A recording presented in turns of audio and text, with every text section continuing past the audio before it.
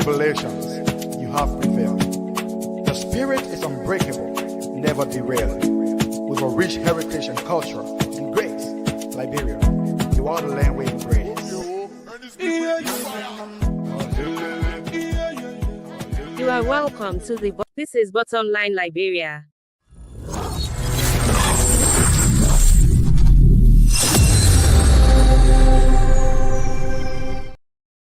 Yes, this is the Bottom Line Liberia discussions, and you are welcome this beautiful 21st day of February 2025. Wow, recently we were celebrating New Year. Now we've gone 2 months in a new year. But if you're celebrating your birthday today on this 21st day of February, we'd like to say on behalf of the Bottom Line Liberia, congratulations on your new day. And if it is your wedding anniversary, we also want to congratulate you. But the best of all, if you are planning to get married, we want to say congratulations. And I bet somebody got married today. So we also want to say congratulations. And somebody was born today. We want to say congratulations. The Bottom Line Liberia is the Liberian diaspora radio or communications network in Europe. And with me tonight, I have Francis Mensah from Sweden, and also Paul the Lord Chiriple from the United Kingdom, and I'm from the Kingdom of Norway. So it's a kingdom show. Everywhere that kingdom, Norway that kingdom, Sweden that kingdom, United Kingdom that kingdom. But I want to say welcome, welcome to the King's Show. Paul, you live in the UK. How is your friend, King Charles? Well, good evening, gentlemen, and good evening to our viewers. My good friend, King Charles, is doing well. And lately, sometime last year, King Charles was diagnosed with cancer, but he's been doing extremely well. So my friend is well, he's humble, he's quiet, and life just getting on. So he just taking it one day at a time. So how you guys doing? How you're in? Well, Francis, come in and tell us how you doing. No, well, I mean, we have a very, what you call it, tranquil environment in Sweden right now. It's the rain is coming, the snow. It was very cold the past week, man. It was cold. It been snowing. We have blazers, like. But then, hopefully this weekend we'll have a little bit, a calm weather. Makes it snow, but it's very slippery out there. They put us on travel advisory out. People do not drive. Take the public transport, except if necessary, you have to or work from home. So otherwise, we okay. Life is good, Thank God we have to talk about Liberian people, Liberian Wadahala. I did every day. So Wahala in Liberia, so we'll talk about it. And that's it. And greetings to everybody who following the show. Okay, as for me, I think the weather in Sweden is not that much different from here. But the past week, man, especially the week that just ended, the beginning or the end of the other week before entering the week that just ended, it was so bad. It was constant. I was checking my phone and checking the thermometer in the car to make sure that it was real, because it was constant, man. 19 for complete 3 to 4 days, just constant. And it was bad. It was the air was bad, the snow was brisk, you walking, you hear that kind of sound. I mean, it was good for the people who go on ski though, but for us now who not skiing now, it was too bad. And but this week that just ended, I think by Thursday it dropped to 9, 8. Then this morning it went back to 16 again. Then minus? Minus 16? Yeah. But you live way up there, so you live up in the mountain area, so that's it. Yeah, but all the figure I'm giving you, like the 19 for the past week before, it's all negative. We enter, but the good news is from 16 today now is 6-4. But guess what? Starting from tomorrow all the way up to Monday, Tuesday, will go to +6, which is very, very strange. And then it's going to become like what you were talking about, because there was a snow last night, a heavy snowfall, maybe between 25 to 30 centimeters last night. But that snow is so heavy, when it's getting ready to melt. So when we enter the plus next week, or let's say starting from tomorrow, it's going to be very dangerous, especially up the mountain. And we're looking forward to the spring coming now, because when it start variating like that, one day snow, one day cold, one day hot, then at least I can hear the small birds singing in the morning. So at least life is getting back to normal. But our star reviewers, if we'll boil you guys down with our weather report, because in Scandinavia or Sweden, Norway, Denmark, or maybe let's just make it the Nordic countries, the 5 countries, Sweden, Norway, Denmark, Finland, and Iceland. When we meet, we ain't got nothing to talk about, only the weather, because this is so extreme, so that's why we sometimes talk about it. But if we were in Liberia, we would not be talking about heat or whatever, because everybody knows it hot. But guys, tonight we'll be discussing important issues. We'll first of all look at some international news, especially the war in Ukraine. It's like taking new trend. European countries are worried. How is the war going to be, especially when the new president of America, Donald Trump, has it's like dragging his feet, on the whole issue. So European countries are on their toes, thinking what's going to happen next in Ukraine. So we'll be discussing that in detail, and also we'll be looking on the home front. We'll be looking at a few newspapers, and then we'll discuss the War Crimes Code, the prospect of the War Crimes Code, now that Prince Johnson is no more. And we're going to tie it in with the newspaper report that the Bwaka-led government is thinking about digging up, let me just put it in Liberian way, right? Digging up the dead bodies of Togo and other government officials that were executed during the coup in 1980. So we're going to tie in with that. Now that Prince Johnson is no more around, and we're not hearing much about the War Crimes Code, what is the prospect? So those are some of the things that we'll be talking about, and we invite you to stay with us, share the show. Paul, Francis, got anything to say before we take our short musical break while we share the show? No, not really for me. I think we just go into the show. I mean, let's go into the talking points. Yeah.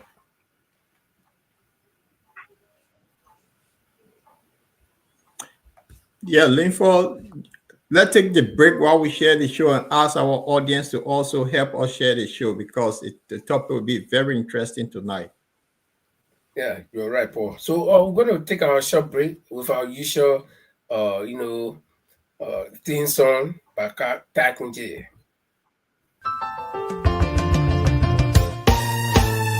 My people, where you at? Where you at? Wake up from your slumber, stop sleeping. Wave your hands, wave your hands, wave your hands, wave your. Come on, come on, come on.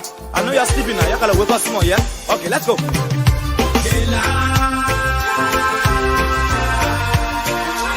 people who us, the people lie to us, the government betray us, so much. I said they lie. The people who us, the people lie to us, the government betray us. They can lie, they can steal, they will not know. I said we tired with their lies, we tired with their promises that left us to all our damages. We tired with that speech they preach indeed, and now unique they deceive us. The thing we saw, it frustrate us. So why can't you lie? Why can't you steal? Why can't you allow the citizens to be? You see, we just tell you that why we go tell you. But you screw us, you use us and later on abuse us. So why? The government should lie. Why? But that's the question that we ask. They lie. The people fool us. The people lie to us. The government betray us. So much. I said they lie. The people fool us, The people lie to us. The government betray us. They can lie, they can steal, they go knock the corrupt. I said, no one to trust. My people don't want to hope on. Nobody. My hope that I have been broken. I'm telling you, brother. So where are the schools? Where are the roads? Where are the jobs that they say they could afford? But they too selfish. The people tired with their rhetoric. People tired, they tired. You see the reason why we ask why the government betray. They have enough of time, but yeah, then still they delay. People suffer. No work for people crying for hunger. Look at. Your vision and your mission, your intention to the nation, they poor. You got nothing to show. Nothing. So, why? The government should lie. Why? But that's the question that we ask. They lie. The people fool us. The people lapse us. The government betray us. They lie. The people fool us, the people lie to us, the government betray us. They can lie, they can steal, they go knock the corrupt.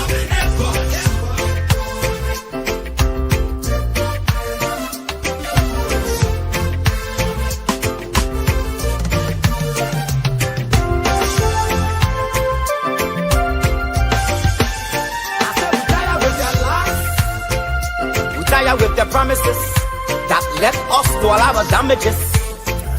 We tired with that speech they preach indeed, and now unique they deceive us. The thing we saw it frustrate us. So why did you lie? Why did you steal? Why did you allow the citizens to grieve? You see, we just tell you that why we vote tell you. But you fool us.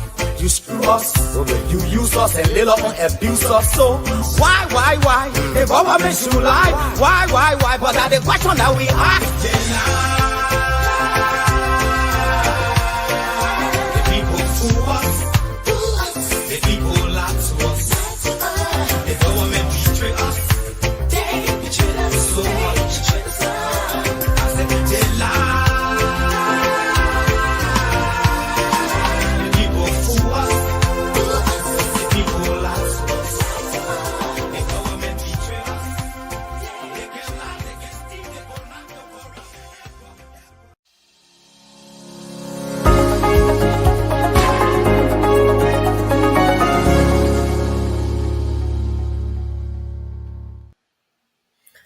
Welcome back to the Portland, Liberia discussions tonight. This beautiful Friday evening, weekend starting, wherever you are, morning, afternoon, good night. We want to say welcome. My name is Linford Goer, here in Norway. Paul Ilotrupe is well seated in the UK, London to be specific, and Francis Mensah is in Sweden. Together we'll be bringing you important information that concern our country, Liberia, and we'll be giving our own opinions on the issues that are unfolding in that country. Gentlemen, let me say welcome once again to you and also to our viewers. Please help us to share the show. Just share to one of your friends or in a group that you can just share it, and then your friend can be also able to share it. And together we can have wonderful discussions tonight. Paul, normally here we start with the international front because no country is isolated in the world. This is a global village now, so you can't say, oh, something happening in Jamaica, so it ain't concern me in Liberia. No. This is a global village. Tell us what's on the plate from the international front. Oh, I want to say good evening to our audience and good evening, guys. It's good to be back on the Borderland discussion. What's on international front is Donald Trump and Europe. That is concerning, and what Donald Trump have done, this is what Biden and others fail to do. So Donald Trump decided that he will stop the war in Ukraine, but he will not have Ukraine involved and the European leaders involved. So leaders in Europe now are kind of jittery, and also Zelensky is on he's on I don't know how to describe it. When you are lose president, he just don't care anymore. He just going after Donald Trump. So yeah, that's why on the international thing we'll look at what's happening. We can play a little clip of Donald Trump, and then we'll also have for that 5-minute video to also talk about the how European leaders now are feeling and what they call Europe leaders are defenseless. This is so. Let me play the one from Donald Trump first, and then we want our viewers to have an input. So listen to Donald Trump here. Where is all the money that's been given? Where is it going? And I've never seen an accounting of it. We give hundreds of billions of dollars. I don't see any accounting. So I want to see peace. Look, you know why I want? Because I don't want all these people killed anymore. I'm looking at people that are being killed, and they're Russian and Ukrainian people, but they're people. Doesn't matter where they're from on the whole planet. And I think I have the power to end this war. And I think it's going very well. But today I heard, oh, well, we weren't invited. Well, you've been there for 3 years. You should have ended it 3 years. You should have never started it. You could have made a deal. I could have made a deal for Ukraine that would have given them almost all of the land, everything, almost all of the land, and no people would have been killed, and no city would have been demolished, and not one dome would have been knocked down. But they chose not to do it that way. And President Biden, in all fairness, he doesn't have a clue. What he was so bad for this. He was so bad, so pathetic, so sad. But with all of that being said, look, it is what it is. When I left, there was no chance that this could have happened. But it happened because we had incompetent leadership at many different levels.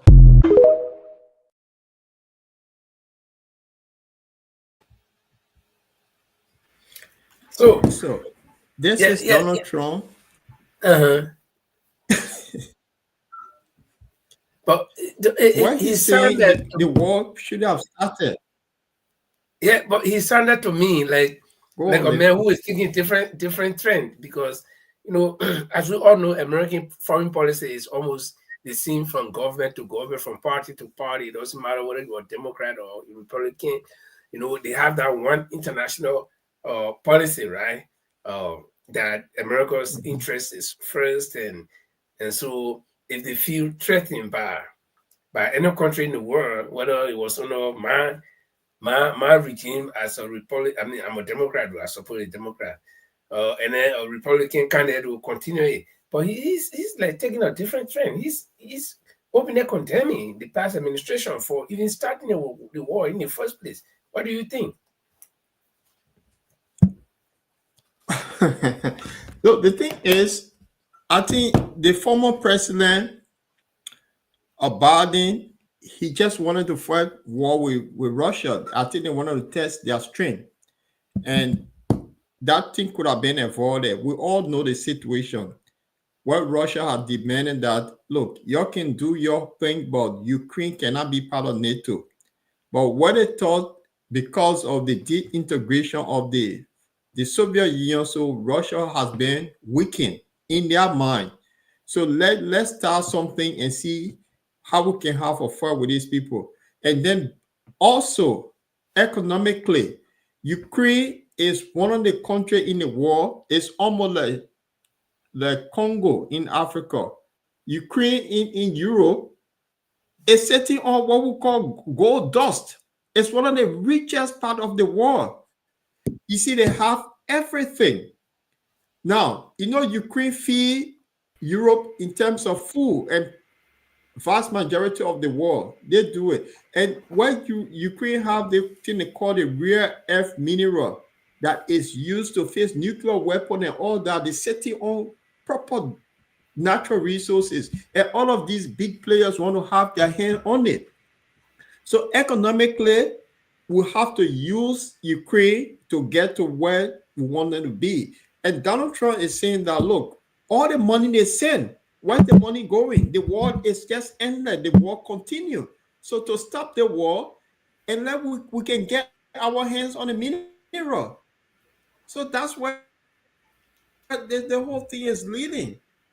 Yeah, but okay. Let me just get a view of Francis. First I of don't know all, where you thought from listening to that clip, but then after that, I will play the other one from when the European feed. But let me get to Francis. Wow, I will twist it all the way around. Francis, if what Paul said is right, that Ukraine is sitting on this vast mineral reserve, and also Ukraine is the one of the bread basket of Europe. I know that I've been there 3 different times, and I can even interpret the color of the Ukrainian flag, where they have blue up and yellow down. Is because the blue up there is the blue sky, and the yellow is the yellow cornfield, according to what my friend told me. So Ukraine is the one of the bread basket because they produce a lot of greens. They used to, but if it is true, and what Paul is just because it could not be true, or Paul is just suggesting that because it could be because of that vast majority or that very rich mineral that they have is what all the powerful countries want to lay their hands on. But if that's the case, then why wouldn't America, or why didn't America go there with some developmental projects or doing something, but to want to make them to become NATO? Did they have to become NATO member before they can do any business with them, or what? Or was it for Look, security? first and foremost, that's the stuff. That narrative is coming from Fox News, and Donald Trump is one of the sponsors of Fox News. Matter of fact, look, here is this fact. The fact is that America spent a lot of money helping Ukraine defend its sovereignty against the aggressor or the aggression of Russia. They have all the resources. America, we know, as a matter of fact, who have taken advantage of the situation who have traded with Ukraine in weapons for minerals. But there is Trump coming. Trump, as he is, who sees everything that from a business perspective, does not care about the political and the social aspect of ramification of the decisions made. Has shown a range that is causing a lot of warranted what do you call it, chaos within in Europe. The Europeans themselves will not allow that to happen. I'll tell you for a fact. Germany is going to elections tomorrow, but Germany, which is the third largest economy of in the world, going to elections tomorrow. And look, with the minerals Germany, Ukraine has, America won't be the only one. Russia won't be the only one to come and take it. The Europeans are what you call it, forming themselves to make sure that they stop that. No, because America has turned the whole scenario into, the whole what you call it, in terms of support to the Europeans. And Europeans are what you call it, mustering resources to help Ukraine this time around. So Trump is just looking from a business or trade-off perspective, and he's seeking, he playing the tune that Putin's want to hear. Last night was the heaviest barrage of missiles and attack on Kyiv. So yeah, so it's just outright absurd, and it doesn't make no sense. Well, that's it. All we can do here on this platform is to give our opinions or look at the issue and dissect it in the way we understand it. But I think there should be some deep underlying factors that we do not know and we may not know.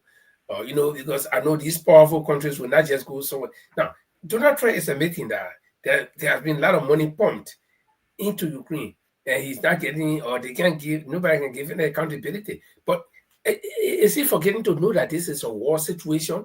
This is war where, who's there to keep record how many bullets they bought and how many bullets they're shooting? War situation, if you plan to support war, I think it's like you give your baby to the chimpanzee to babysit, right? You'll be climbing within a tree, you'll be jumping down. You gotta be patient. So if you plan to support war, you should know that all of these things will happen. Nobody's going to be coming to you with daily report of how they spend the money or whatever, because it's a crisis management situation. But Paul, is there anything you want to add? And then we can skip to the next video. Muted.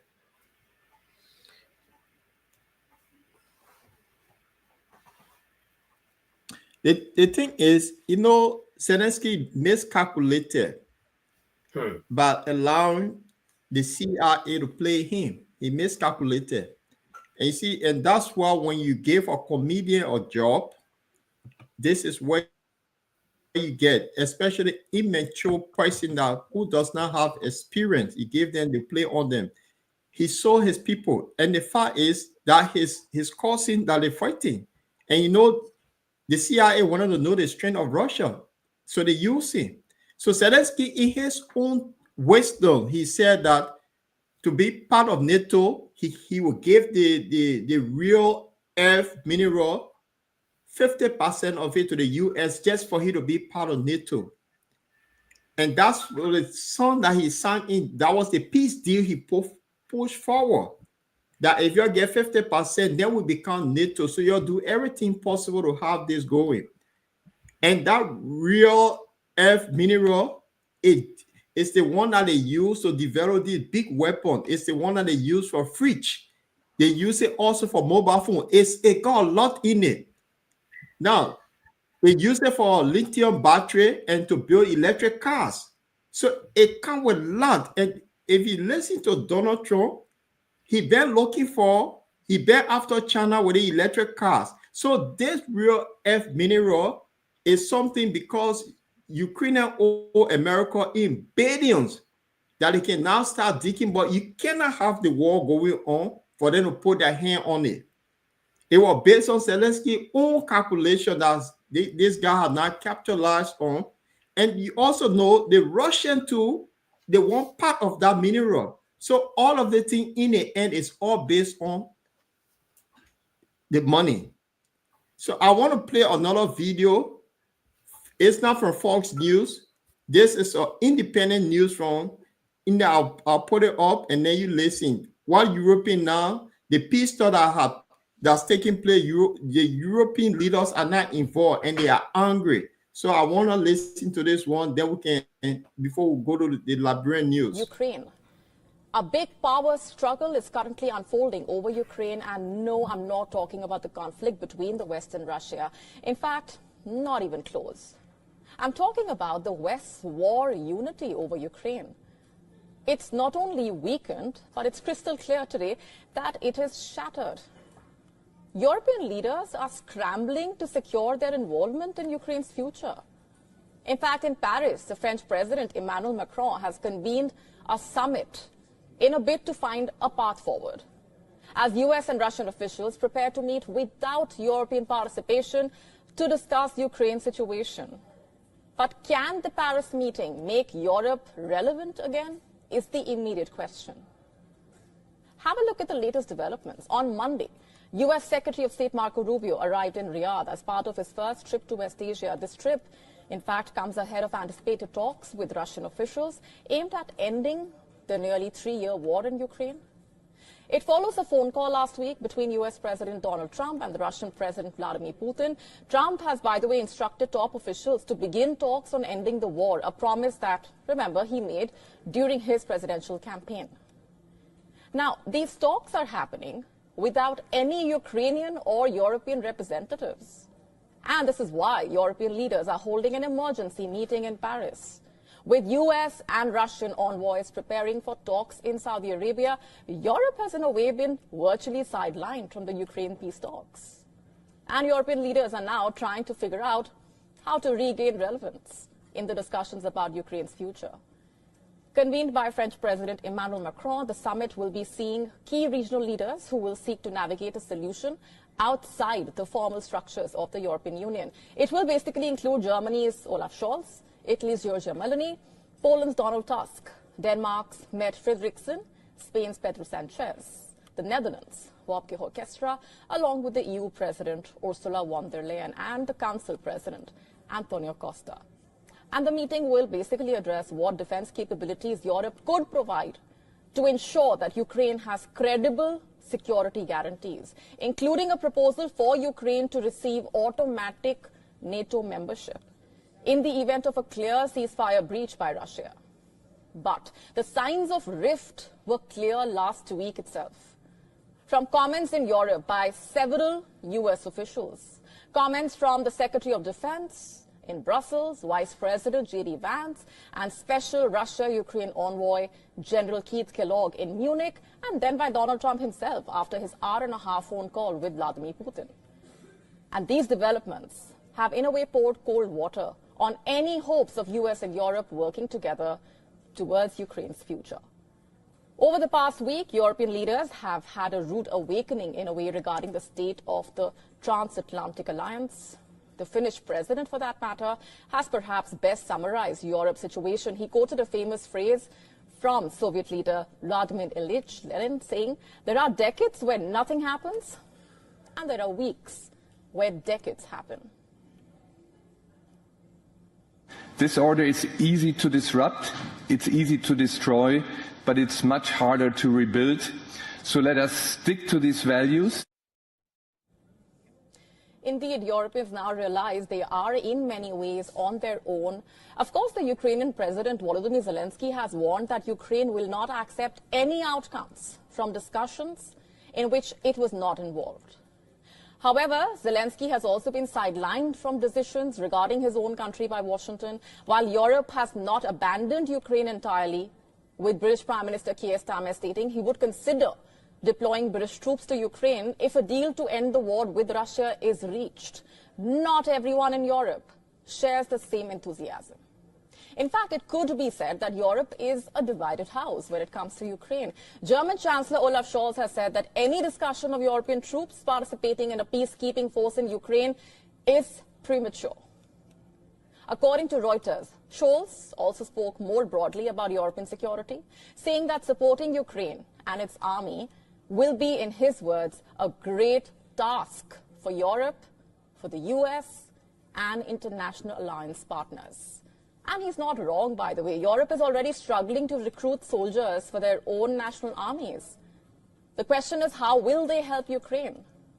The clock is ticking and all eyes are on European leaders. Can Europe re-establish itself in the conversation about Ukraine's future? We will have to wait and watch.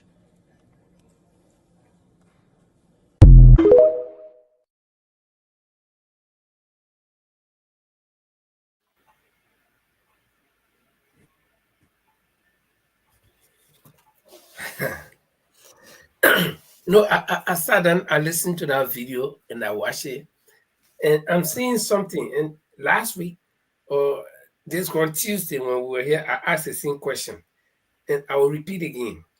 The question here is, did America leave all the NATO members, the European countries that make all NATO members, did America sweep them off balance? Did America pull the rug from under them? Because you come to Euro, right? You mobilize the people. Let's go make Ukraine one of our members, our NATO members, in the face of Russian aggression.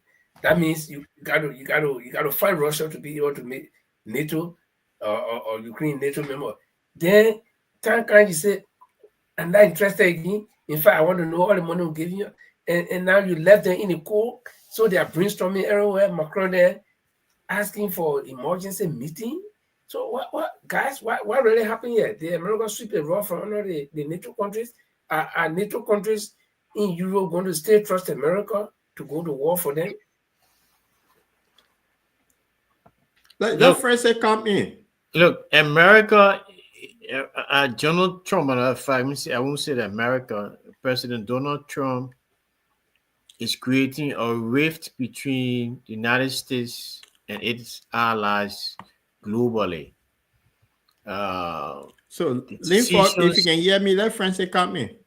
Yeah. The decisions he has been taking over the past months or weeks since he took over as president will have a ripple down effect on relationships with America and the people around the world. Uh, America relies heavily on Europe as well in terms of its national security. America consider itself as a country where it is threatened globally, and every aspect, every facet, every corner of the globe, America tries to build alliances. I mean, and Europe, especially Germany, America has a lot of troops in Germany. Why do they have troops in Germany? They have troops in Germany because they want Germany as a frontier there. You know, why they have troops in the Middle East, in Iraq. I mean, they support Turkey, they support Egypt, and the decisions that Donald Trump is making is not going down well with all its allies. From Ukraine to the people of Pakistan to his neighbors back to in what you call it, Canada and Mexico. So America will find itself isolated very soon. He even thinking about cutting down the defense budget. Can you imagine that? They need to the defense council, the Pentagon the chief of the Pentagon had to have a meeting with the new minister, Hextech, the Minister of Defense, not to cut staff. So Donald Trump approach to all these things now, I was set in motion. To keep America's sovereignty, protect America's sovereignty, is being eroded slowly by the decisions that he's making.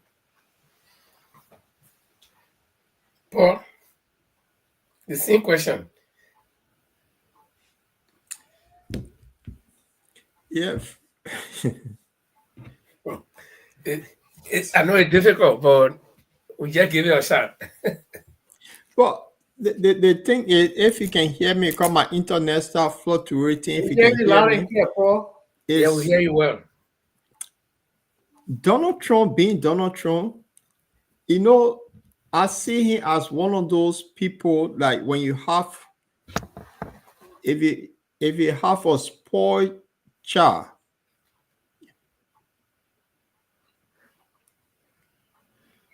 Yeah. I'm hearing you. Right. So Donald Trump, I see him as somebody, as a disruptor. And this guy, I think, maybe, according to what Francis said, this would be the end time of the U.S. if we're not careful, because if he's not doing something is right, I don't know how this is going to end, but he cutting serious ties with all of the European leaders. Yeah. So, Linford, you come in. What are your thoughts? Yeah. What I am suspecting or thinking is that this move by President Donald Trump of the United States is, I think, it's undermining the NATO, the very existence of NATO, or the would-be growth of NATO. Because if you organize a group and that group is engaged in something, whether what that group is doing is not good, you cannot publicly, withdraw from there as the organizer. So if you organize a group and you withdraw from its activities, what are you telling the rest of the members? It's like we do not have anything anymore, because everybody is looking up to you. Within for judgment, it's like your enemies is not my enemy anymore. Yeah. Like you on your own, anybody do look at me. Russia, who has been America, if America encouraged these countries. But if you look at the British Prime Minister went and said that for peacekeeping, they will send British troops on the ground.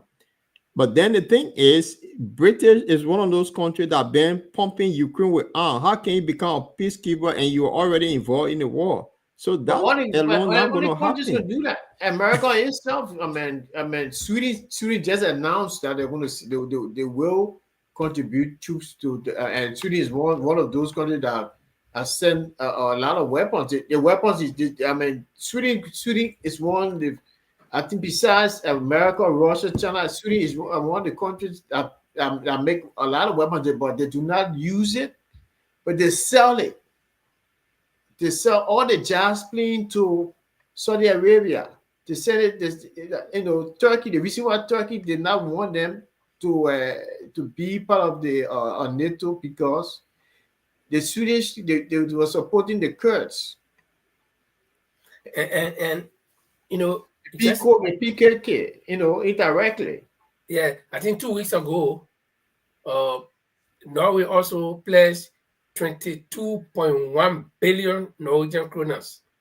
That's around 20 million American dollars to be able to buy air defense system for Ukraine.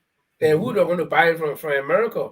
So you see, this whole thing is just, but this is international politics, and like we said, we here, we can only look at it from our own perspectives and discuss it from what we think or what we believe. But like I said, there is something deep down there that we do not know, and I don't know. I don't know if this war is going to drag on, or I don't know, because I'm getting something. I don't know whether I'm right, but I'm getting to hear something or to notice something that the European countries are saying, no, listen, Ukraine is already in the hot water, right? And we help to put this hot water on Ukraine. So since America is withdrawing, let's just continue. And I think that's why Emmanuel Macron of France is trying to call the emergency meeting. And the British Prime Minister is saying that if it calls for peacekeepers to go, Great Britain will send peacekeepers. So I'm getting to sense that the European countries are determined, even though America is withdrawing, but the European countries are determined to sustain this conflict with Russia on behalf of Ukraine. I don't know how you guys think too. No, there's something I read the other that's day. what the British Prime Minister said. Yeah. His involvement is there. They in America were sending all their sophisticated weapons, and now he won't be peacekeeper. On what ground? And you already part of the fight, and you want to be a peacekeeper? That's not going to happen. Russia won't allow it. So the thing is, okay, we pretend to be a peacekeeper, but then we actually been fighting you. So it does not make sense. So I think they need to go back to Donald Trump and see what solution that they can come up be part of that game. But at the moment, they've been isolated, honestly. And then what happened? Poland said they were not putting soldiers on the ground. Germany not sure because there's election. If that new guy win, he's not going to put German troops on the ground. So yeah, he's from the far right wing. I mean, the British Prime Minister proposal is left him is hanking. It's going nowhere. So yes, I don't know what France got to say so we can transition to our there's Liberia. opinion piece in regards to Trump's reaction. Let me tell you, Trump, his strategy now is to neutralize the relationship between China and Russia. Over the years, while Biden and other people were hating China, and even during Donald Trump's administration, China and Russia were forging stronger ties, and those strong the China military is getting stronger and stronger. So what he tries to do now is this kind of go between. He wants to be closer to Russia, so that the Chinese will probably get angry, stand alone. So the reason why he having a conversation, that why he giving the kind of concessions to Russia. That was opinion piece he wanted in the newspaper or just or today. So it could be that he tried to neutralize the relationship between. Just want to, as you said, it just will be a disruptor. China is getting close to Russia. Russia is buying. Russia is getting weapons from North Korea, nuclear weapons. America arch enemy, China. So Russia is there now. So the only way he think he can neutralize that, he want to go closer to Russia. That's why he making all these concessions. So it's all about a game of chess, politics or political chess, or geopolitics. Well, let's see how it's going to work out. But I think Russia is not Russia is not that kind of big country where you can just pacify them by one move. Because Russia knows that they see America, they see West were able to dismantle their stronghold, which was the Soviet Union. Had the Soviet Union held on, we wouldn't even be talking about Ukraine today, because Ukraine was one of the industrial cities under the Soviet Union. That's why, yeah, when I drove through that country 3 different times to go 8 hours driving, and the city that I used to go to, Dnipro, is very close to Russian border on the east side, southeast, and that entire city is just in factories. The entire city is factories everywhere, abandoned factories. So Russia lost a lot with the breakup of the Soviet Union. They lost human power, they lost material and wealth and whatever.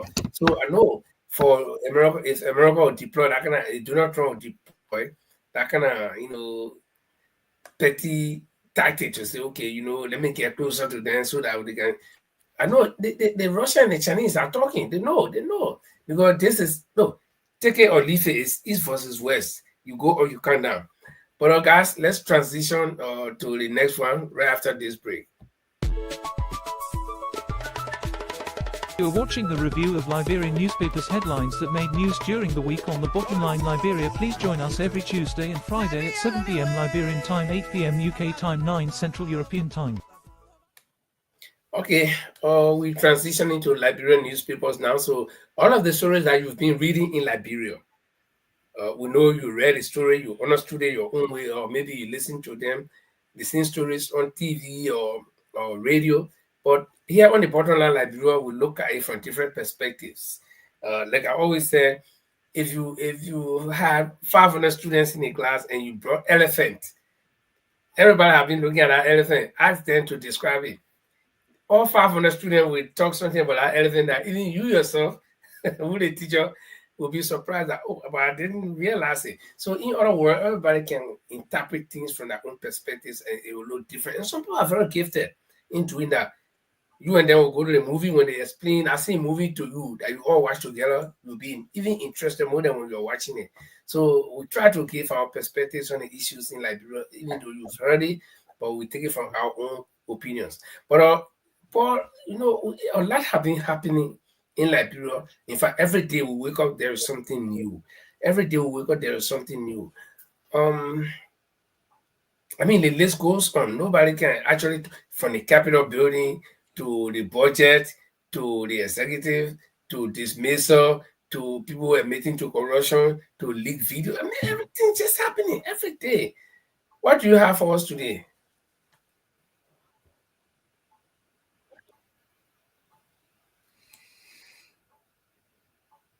I think Paul is having some delay. Okay. Regarding the reburial of 2 former presidents, President Tubble and to this story here, and a committee have been set up to carry on this. So the people of that's the headline. The committee have been set up. So how do you guys think about a reburial? Francis? Yeah, I think it's a good idea, to have a befitting burial for 2 foreign, 2 presidents that were killed,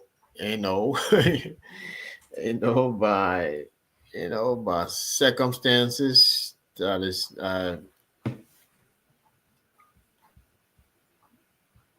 but that's not very called for, so to say, in the Liberian way. But it's good thing that we have burial, bury these people, have their graves so the families can go and I don't know if their bodies will be there because the door up there is alleged that they don't know where he was buried. So I don't know where to have I don't know where we're gonna find his remains, So yeah, I hope that they can find the remains and that they'll be buried. I don't know side by side. The ghosts will be fighting, Tor will be fighting Do. So I think they'll probably bury them different places. Probably in Grand Gita, we might bury Do in Grand Gita, Tor in Bento. Yeah, but yeah, it's a good idea. So I don't know where they're gonna bury them, but yeah. So. Let me just put my 1 cent, my 1 cent in. Well, let's look at circumstances involving the death or the murder of these people. Those two presidents we're talking about. President Tobo was murdered in a bloody military coup that took place in 1980. So if you come from 1980 until now, so that's 1990,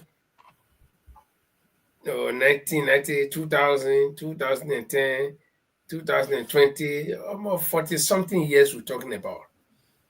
And when Tobo was killed, we don't know where they buried him, but reports are that, conflicting reports that he was buried, mass grave with all of the generals that were along with him killed at the executive mansion. They were buried somewhere around the executive mansion. And then some people say they were buried at the cemetery on Central Street. And because nobody saw, I personally lived in Monrovia, grew up on the bypass. We didn't see them carrying Tobo body. Maybe they did it in the night, that they carried it all. And they talking about, I read another newspaper again that said along with the 13 government officials that were killed, they were, exhumed or dig all of them or to bury them. And I know the 13 government officials would have been buried in one grave. But we're talking about 1990 April 12th to 1980 April 12th to April 22. We're talking about 9 days in between when those people were killed. So was Tobo body waiting for them to be killed before they all can be buried together? So it's a lot of analysis that people got to make. So, but I want to believe that those guys, the 13 government officials, they all died together. They would have been buried in one mass grave. And Tobo and the people that were with him that were killed, they would have been buried in one mass grave at separate time and at different locations. Okay? Or maybe in the same vicinity. So if that happened, then it's easier to exhume all of them, to dig all of them out. And we do know with Tobo, we do know how many people were buried with him. At least the 13 government officials will know that there were 13 of them that they killed. So the 13 is automatically, automatical that somebody, or it's automatic that somebody can think that, okay, the 13 guys that were killed together were buried together. Then let's come to Doe. And the death of Doe is still, or the burial of Doe is still conflicting reports surrounding that. And why do I say conflicting report? From Prince Johnson's own mouth on some show, Prince Johnson said he did bury Doe, and then there was pressure on him from some international media, so he dug Doe up and he displayed Doe body to them. And after that, he threw the body in the Simple River. Okay, that was the report. That was one information that Prince Johnson gave, and the first hand information that I'm not saying somebody else, and we were 6 journalists with one driver that went to Prince Johnson base. And I've always said it, when Prince Johnson was alive, I kept seeing it. I said it many times on this show, and I'm not drawing back. Out of those people that went to that base from across the land at that time, because they have made an arrangement with journalists from from the Empire side to come to Prince Johnson base, because Prince Johnson, according to him, wanted to make peace with Taylor. And we came there 2 different times, 2 Saturdays back to back. Well, the first Saturday we came was the first day I lay out on Prince Johnson, and Prince Johnson carried us, the journalists that way, and he told us, come and see your president. So we thought that some picture or something. Prince Johnson, I am telling you, I say this, somebody told me, Prince Johnson show us, those glasses, that little cupboard, where you can put your glasses in or your wine in on display in your house. A small, cupboard with glasses. There were one hand with 5 fingers, the phalanges, the scientific name phalanges, those finger bones were there. And then a skull on the other side with the army hat on the skull with the star on it. Yeah, and he told, he said, this is your President Doe. He said, this is the skull of your president and the finger of him. I say, if it was, I'm sorry that it was, we're talking about 1992, right? If it was this age where people are suffering, some of the picture will be available. And then for Prince Johnson to come back in the same vein and say that international media pressure him and he dug Doe up, and probably, yes, it could be, because he only showed us the skull of Doe and the one finger, 5 fingers. Okay, I mean the one hand with 5 fingers. I mean, it was boom, it was not flesh, nothing on it. So it could be possible that they beheaded Doe and they kept the skull, and then they cut one hand and they had a finger, and the rest of the body was buried. And then, according to him, after the international pressure on him, he dug it up and then he disposed of it in the scene. I don't know what else important. Some that river that in Galway. So, but the question here is, if that really happened, if he really disposed of those bodies, how is this government going to find those bodies in the water from 40 years ago? And then on the flip side, what assurance does this government have that they will be able to identify those burial sites to exhume him? So it's a lot of things, and we hope we can't doubt the government. This is a government; they are well deep rooted. We'll wait to see how all of these things will work out. But I'm just giving my own perspective on the whole issue. No, So, I mean, so that was Linford and Francis, Yeah. I just wanted to chime in. yeah. I mean, we learned that Tower was buried in a mass grave with so many people on Central Street. That was the story. We don't know where Doe is buried. So why can't they just build some statue somewhere where people in the UK do, they call it Remembrance Day, where family can come and leave flowers just to remember them, instead of saying to constitute a committee that will require serious money to be able to bring, because you need forensic. If they dig the mass grave, they have to do forensic to find out the mean person who is troubled. That's going to cost a lot of money. So just build a monument somewhere for both Doe and President Tubber, and that could be where people can go lay wreath and say, oh, in remembrance of our former presidents, then to bring extra burden on the country with all of this financial aid that been cut off by the U.S. People have to consider why spend money in that way. Build some statue to remember them. It happens all the time. You remember 1980 after the coup, there's somebody they had unknown soldier used to be at that roundabout between the university and the camp. We didn't know that person, but they say unknown soldier, and though they knew that person. So why can't you just build a statue of those 2 people and they will all remember instead of spending money? That's my take on it. Oh, Paul, you got a good point. You raised some salient points in terms of the monetary value attached to the exhuming of those bodies. I mean, the remains of the 2 presidents and the former government officials. And Linford said something too. It's very, very, very interesting. That from what was said about, from Prince Johnson, the late Prince Johnson, show them the skeleton, the remains of the president, the former President Doe. So that would be a Herculean tax for the government to undertake. I mean, especially when you go take the wrong body, identify the wrong person. I mean, like this case in Israel right now and the Palestine.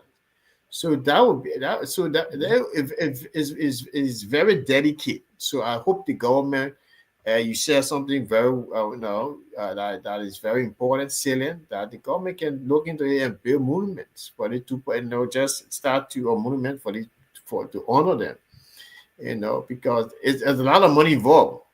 We're crying for money as a country right now, and you're going to use money just to assume, the families are already come to terms with with what happened. Though people, they have, I mean, family have a lot of money, the top of their money, they can do it themselves. So why the government would do that? So we look. I mean, that's a good point you got raised. I just want to point out. Yeah, I also want to just buttress that.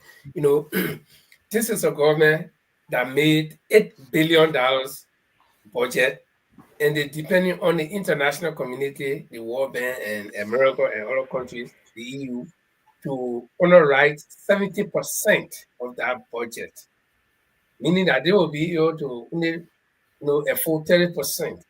So if the EU or the international community say, "No, listen, we can only give you 30% as well," so that means that budget will not even work. Then there are the same government that will overload their own activities with different things. And today, I try to get up people that newspaper clip. Today there was a demonstration, or not demonstration, so to speak, but people working at the Ministry of Youth and Sport. They call them casual laborers. I don't know what they mean by casual laborers, though, or whether they are not civil servants or whatever. Or the beach and waterways worker. Yeah. Or like maybe they didn't want to sweep the stadium after every game. Oh, okay. After every game or something like that. So these people are saying that they are not taking pay for 7 months. Now, you got people who have been working for you for 7 months, you didn't pay them. Okay? You got corruption cases all over the place, and not in the tune of small money. You've been sponsoring lawmakers to unseat their speaker. So many things happening. Okay? Then you talking about going to dig up people who died a long time ago. Their families are still grieving. Somebody has even gotten away. You go dig them all again to expose. What all I want for? Waste of money to show that this government is not. They were sitting down for complete 6 years on the bench, and they did not plan. They did not plan what they will do when they take power. Now they wanted to get to power first before they can start planning. Which is, I think Mr. Cummings said this in his interview, which is now right. You should be planning while you're sitting down. It's just like you're supposed to be taking an exam tomorrow. You didn't read tonight. In the exam hall, you want to open your book to read. You're not even be allowed to do it. And even if you're allowed, I remember, I know one of you guys noticed it. They used to do that thing called open book test, right? Where you got to open the book to read. And that thing I always say inside, because that time, I ain't got time to go 10 pages of the book to read it before I go answer. So, time is very important, and proper planning is very important. So I think that somebody somewhere just wanted to create a committee again to be able to get some money. We have seen several of these committees created under this government. Number one, they had the asset recovery team. They were taking pay. They got office. We're not seeing anything. They also have several other committees that we can't see anything. So this is just another committee that somebody told it, whisper in the president ear and said, "Oh, Mr. President, if you do this, the Liberian people will like you. They will say, yeah, you're doing well, so let's do it." And somebody is going to walk away with millions of dollars for nothing, and the country will remain where it is. But if you look at the people, look at the committee member, isn't that Benina Ure there too? Yeah, I see Benina Ure. I don't know who is this lady. I see. Yeah, okay. The two people and the man with the gray hair. I don't know who is that. This guy looks like some grandchildren. It's open. I think It's somebody from open. Grand Theater. It's open. Do nephew. Okay. Yeah, probably. Yes, it involves do. Maybe it's open. Yeah. These are people who are sitting on a committee. And if you, yeah. Okay. Now I got something on. So that was the appointment for Beno Nayuri. I read somewhere on the internet where somebody was joking because I didn't follow the story from the onset. I read somewhere where the person said, so the only appointment that Joe Waga could give Beno Nayuri after breaking up the CPB was to become, I know, chairman for Graveyard. Okay, I just got it. So I think Beno Nayuri is heading that committee, eh? But, guys, so this is Liberia. Our priorities are not in place. What? Tell me, going to assume do and if they can and Togo and all these things at this time, how useful is it to the stability of the economy? How is it going to put food on the people's table? Even the very families of those people that are going to dig up. Some of them are not working, they're hungry. So digging all that dead body and passing around with it, how is it going to put food on the survivors' table? So I think, misplacement of priority has always been our problem, improper planning. So this is it, man. Yeah, I mean, that's the thing is that look, I think we have after we move forward on the next topic, talking point, because I mean it's just after the round of personal input from both of you guys, I mean it has become clearer to me that these people are just trying to create another committee or group of people if they get free money. That's right. If they got the president set up this stuff with ECOWAS, ECOMOT, I mean, come on, we haven't been adding, we had you, Eddie was there. Justin, I mean, all the president, what all this, we do have money, as you said. We set a committee to commemorate ECOWAS, ECOMOT. ECOMOT created a lot of atrocities in Liberia. Exactly. ECOMOT came, Uncle right, he shot the guy. He said, I'm got the guy, the rebels are coming. They asked the guy, where you going? The guy said, my house there. He had a jeans. ECOMOT shot him. The neighbors couldn't see. The neighbors were looking through the window. ECOMOT shot the guy. I myself, autopause, going the free put. I mean, ECOMOT, the guy took out a gun and he advanced his gun. Luckily for me, I had the scene share. I had my university ID card on it. And same picture. So I mean that could create. They say according to them, they say, but they created a lot of atrocity, human rights abuses at the cost of although they lost their lives, but look, look. The people used to grab those young boys on suspicion that they are rebel and go put them in the ends, that ends in Monrovia. Human rights abuses, curfew. Yeah, those that they die, the ends will eat them until they die. The guy created, they created, but they meted out a lot of human rights abuses and caused death for people, unnecessary deaths. So I mean, why you commemorate them? But Paul, after having said all of these things after having said all of these things about the Togo, may their souls rest in peace. Where do we stay? And Prince Johnson, the late Prince Johnson, also is no more here. What is the future of the War and Economic Crime School? Why would I hear about it again?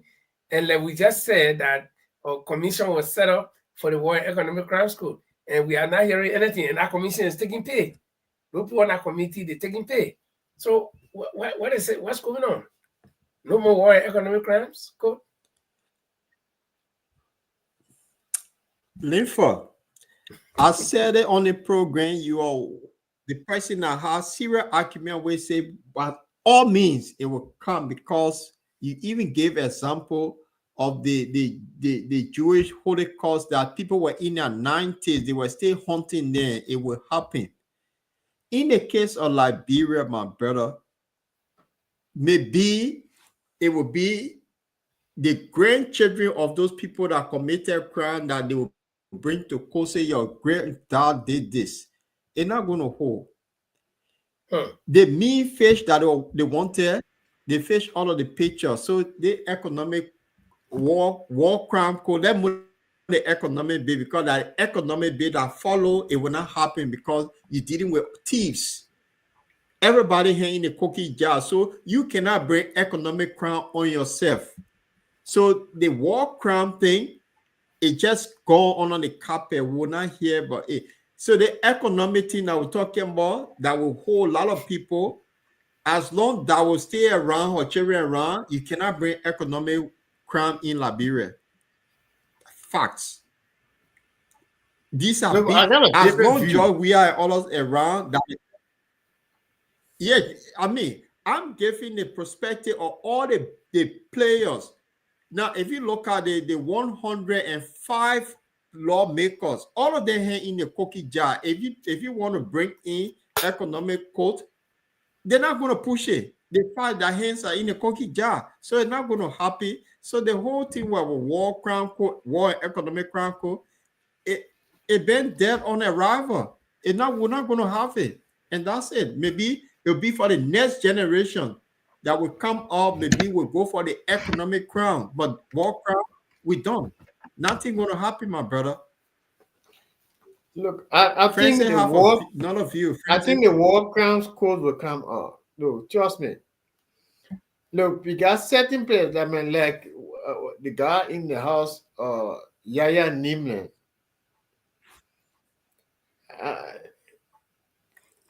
For reasons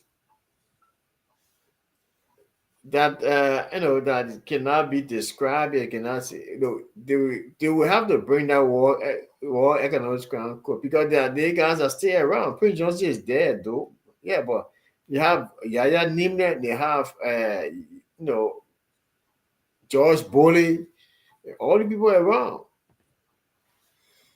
So but the I think the reason why the war and economic crimes code was gaining momentum is that one of the major players, I will not just say the major player because he was just one of those. Yeah. Prince Johnson was actively involved in politics, even though Yaya Nimle is in the house. But how influential is Yaya Nimle in the southeast? But Prince Johnson could make kings. Prince Johnson left his marks on the hearts of many people negatively. Prince Johnson will kill somebody's dream of becoming the president as long as he doesn't like you and he feels that you will bring war and economic crime code, he will not support you and Nima Kante will not vote for you. But he will rather vote for somebody else who he believes will not bring war and economic crimes code. So that was the reason why the war and economic crimes code was gaining momentum, and Prince Johnson knew that exactly. Why is it that Prince Johnson was not the only person who fought war? Okay, but every time the war and economic crimes code thing was mentioned, it was him crying loud. You got Boneke, who confessed, whose video is still going viral on YouTube, that he was eating young baby, he was drinking their blood to go to. I mean, every time the guy went to war, he was killing one young baby. Probably more than almost 50 babies are born. That boy is saying things for himself that is not true. How do you know? Look, I know the young man. Personally. You are not close, you are not near him, even if you know him, you are not near him during the wartime or you are not behind him. I mean, it could be true, but those are all who know him. We are still and we have had this discussion. Is this guy really saying things true? I mean, the man we grew up together, neighborhood, we grew up friends, childhood, and I know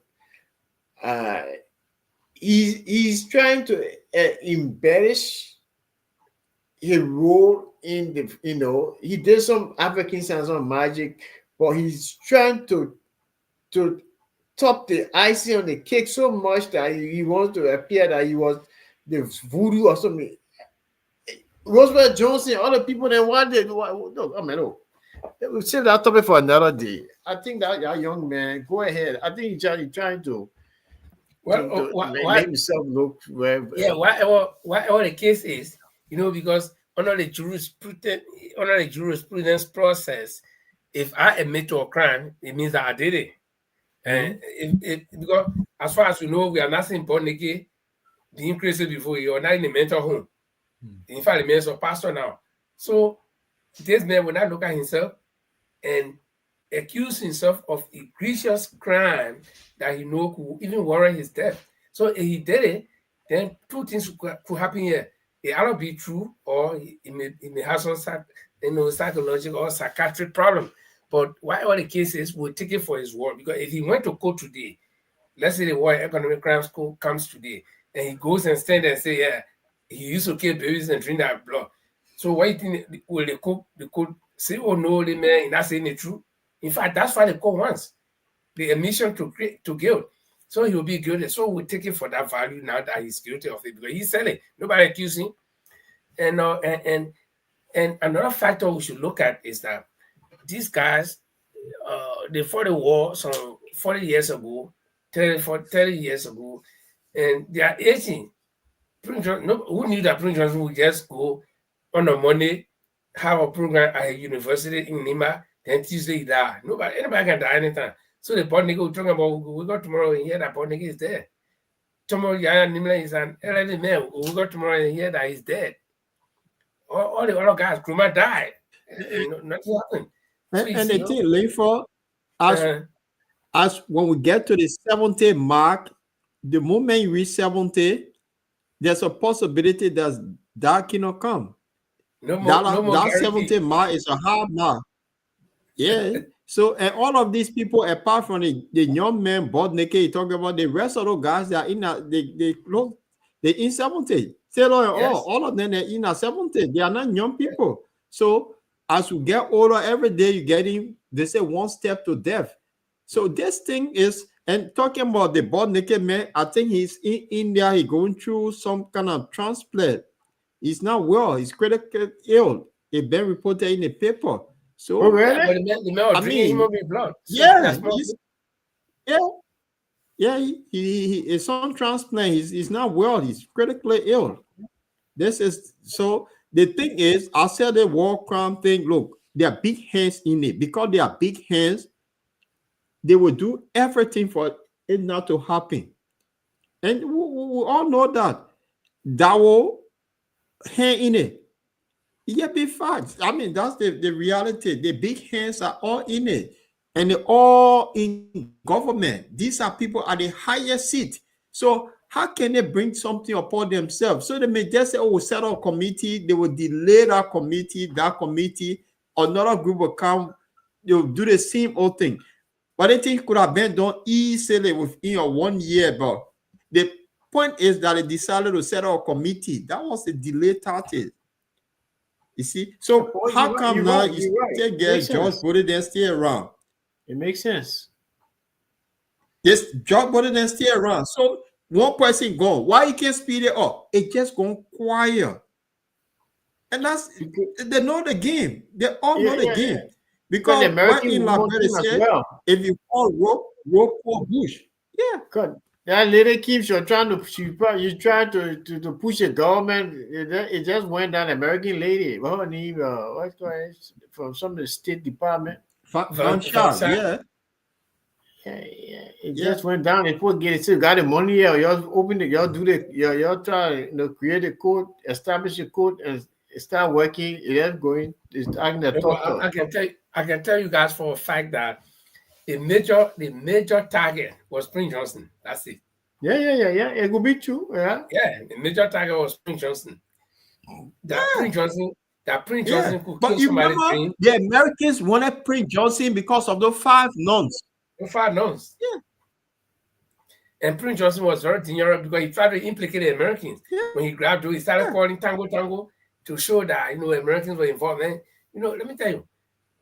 Yeah, I also want to believe that it may not come because if you bring it, you can't make a Bodnigga. Where you get out of Bodnigga? No, that's a fact. I mean, with all the power of reasoning, right now, the likelihood start going into full effect is 0.5. Yeah, because I think the main purpose of the war crimes court is to bring to justice those who were responsible, greatly responsible, like the warring faction leaders. But Bonnick was fighting for Roosevelt Johnson. So if you arrest, you can arrest Bonnick based on his own confession. But that means you gotta go in MPF on the territory and start arresting some generals. You gotta go to draw police place and start arresting some generals. And in fact, I mean, he was not even a significant player in the war. Yeah. So and then you gotta go to the AFL and start arresting some former generals. So all the big guys are there. Yeah. And I was hearing some rumors that Donald Trump want to free Taylor. But I think I get you. Somebody was joking somewhere on the internet. But I think Taylor need to be free. I mean, just being jailed for no reason, man. Yeah, because no, you see, the thing is the injustice. George Bush, and I know his dealings. I mean, it's so. I mean, there's no reason. I mean, America is just overstretching, overreaching his hands and power. Exerting his power on small countries. No, but I can tell you one of the reasons why double. Ellen Johnson Sirleaf, in order for her to become president, she had to get rid of Taylor, and at all costs. And anyway, Ellen had that connection, being the first female president. If you remember, before Taylor could be taken to the UK, when Taylor was in Den Haag. Actually, I was in Den Haag 2007. I've just started school. The latest part of 2007. I just started school in England, and we went to Den Haag for our maritime trip, and the same Jamal Cousin that is in Holland. He called me. He came for me. He was going to go see Taylor that day, but we got there late. It was closed. Okay, so but within that time, Taylor was in Den Haag, and then if you remember, Tony Blair was was not prime minister anymore, but I think Tony Blair all were closely involved in this Taylor business. So Tony Blair was in Liberia for complete three weeks almost. Okay, he had gone there to do a survey because the plan was, okay, Taylor had been convicted. Taylor is in the UK. Taylor is in Den Haag. They tried to free Taylor. Okay, I don't reduce his terms or whatever, but they wanted to find out how much influence this guy will have if he comes back to Liberia. So Taylor, Tony Blair was in Liberia for a couple of weeks. And Ellen Johnson looked at him and said, "No, look at small Georgia and tell her, give you classified information. So look at small Georgia, I'm contending with him. It's difficult for me. What do you think if you bring Taylor back here? You will not bring that man back. You'll take that man and carry him somewhere else. You will not even be all the war crimes, criminal, even down to Slobodan Milosevic, all the other people, rather than Karachi, all these guys, why they had them in Den Haag at that time, even the worst guy from Congo, one warring faction leader was in Congo. They all were in Den Haag. Why they took Taylor alone to carry him to the UK? That's something I got to speak to you. So Ellen Johnson all were involved, trying to get this man out of the area. And people say, I swear, you bring Taylor today, people line up to go see him. Oh, yeah, sure. Yeah, and that's why Ellen Johnson were afraid of. So they have to do all this. He's a charismatic man. Taylor, wait till I talk to where he's now. Yeah, and that's why those of us that were close to him, I just imagine, and that's why anyway, and when the Bonnie, Henry Costa said, "Man can't talk." Oh, so let's move on. So, let's move on. We're in a situation now with all of these things that is happening in Liberia, with the economic situation. That it have been reported in the front page Africa. This story here, I don't know if my internet start messing about again, we'll get this thing out. It's regarding the USAID. Because of the suspension and the cut to Liberia. So this is now concerning that economics, people are talking about taxation reform and then salary cut for Liberia to be on a page. This is the situation now that we face with. But, And but with all of these this, things that the U.S. government have given, so the go salary on, cut, Linford. yeah, the salary cut is it going to be um, the harshest or most difficult, not difficult, but most severe version of of what the CDC government did. I call that a program where the Harmonization. harmonization, because now remember that the same civil servants pay that you talking about cutting, they were harmonized. And you said when you cut back to when you get to power, you UP government, when you get to power, you're gonna remove, you're gonna reverse the harmonization. You have not done it. So it means that those people, if somebody was making $200 and they call it down to $100, the person is still getting $100. And you promise that you're gonna carry back to 200, you're not done it. Then you're talking about cutting that again. It's like you call a man 1 year. Eh? Or somebody call a man 1 year. So, oh, my man, I 1 year, bring it. At least I'll take care of you. Then they bring my man, according to the other year. Oh, so you adding insult to But injury. Linford, Yeah, there's not only salary cut, it's also job losses. The people will, they will sack a lot of people. You see, but they economists start. warn that of loss of job of public servant. That's so they will have to go to what Ellie did something in her first term. That was they call it downsizing. They have to downsize and then they have to cut salaries to be Yeah, able but to get on the. I got doubt. I got doubt when it comes to the downsizing or the cut. I mean, the loss of job. You know what they're trying to do is they actually going to either retire people or dismiss people for some crime. Will say you are incompetent or whatever. Then what they're going to do? They're going to blot the payroll again with their own people. That's a trick. Not that they're going to say, okay, we people losing their job. People are going to lose their Look, job because we can't I pay mean, them. I mean, just come in. Look, I don't understand why Liberia is crying for USAID, especially when it relates to the support of the budget. Look, the money that USAID is giving to support the Liberian government in the budget, budgetary support, outside the budget, the guys eat all they get. They eat more than that. That's right. Look, we just discussed the issue of what you call the reburial of the president.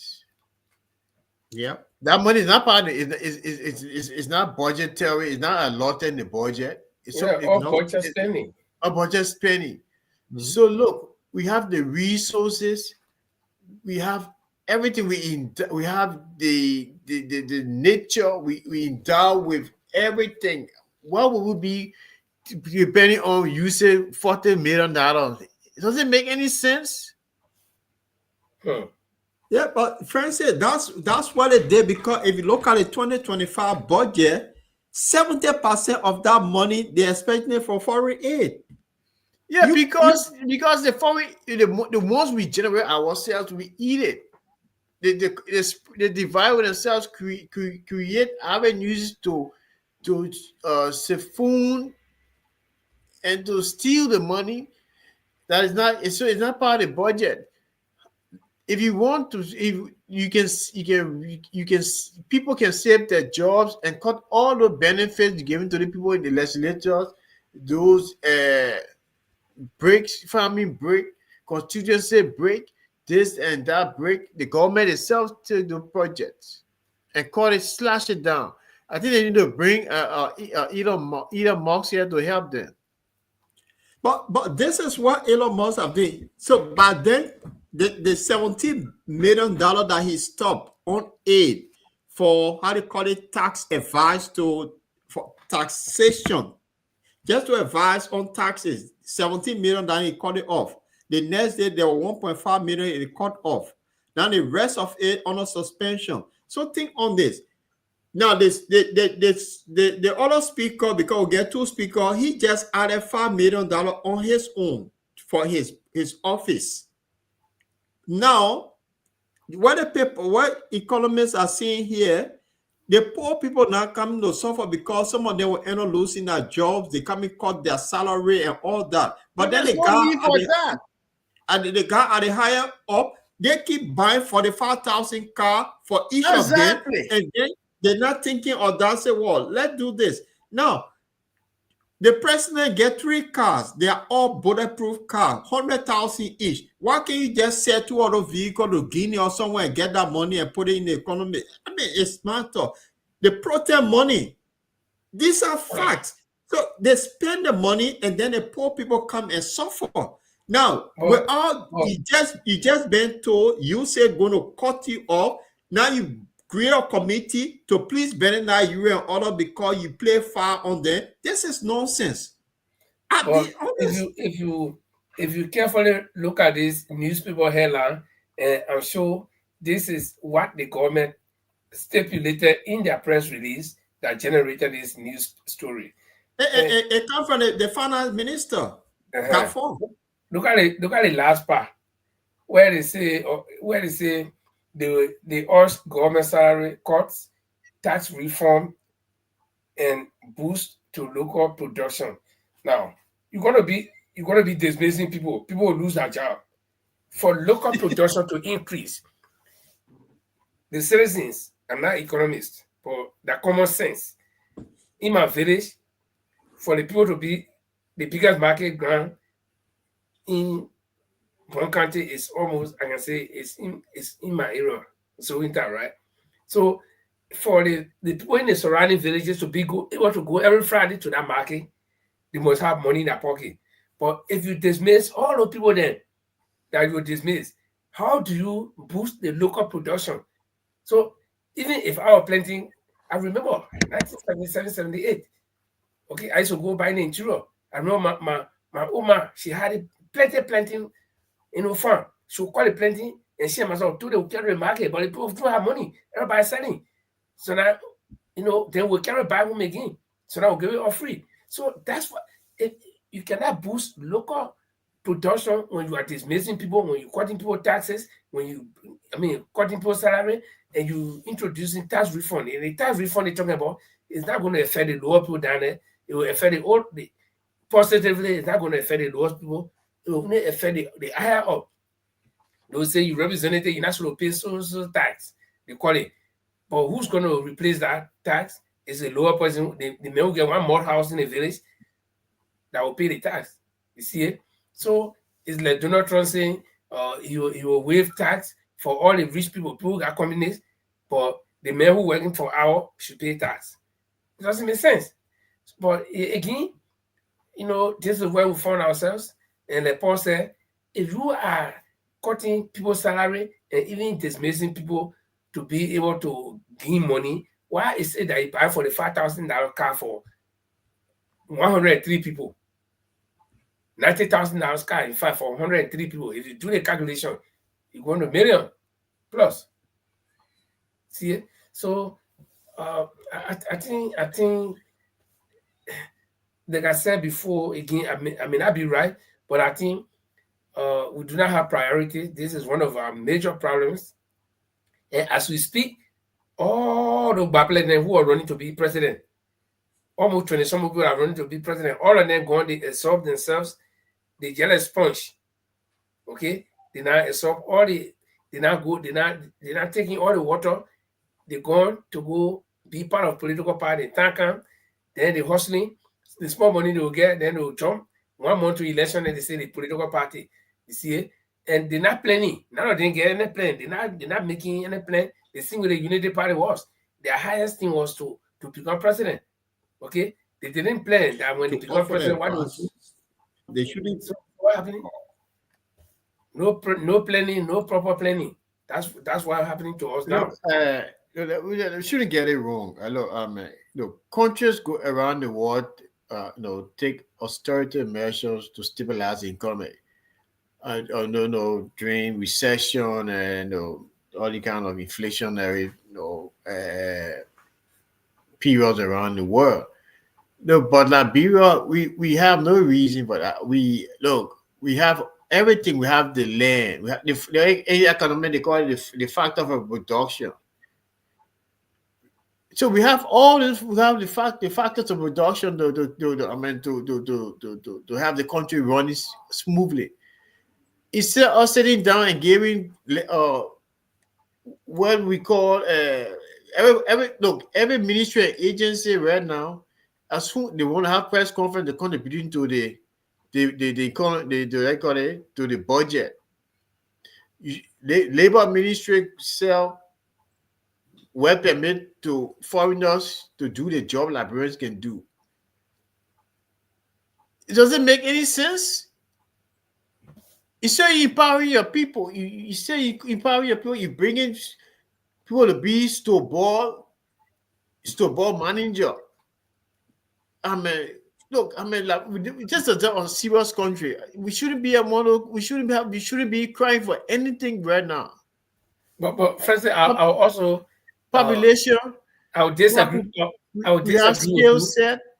We have minerals, everything. Yeah, go ahead. I'll disagree with you a little bit when you say all over the world, countries around the world can take austerity measures. I agree with that, but they are under exceptional factor. Now, I will tell you something.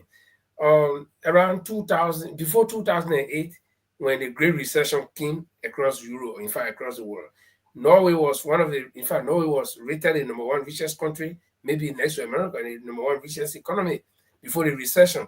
But after the recession, they took austerity measures, but the austerity measure they took wasn't to cut people's salary.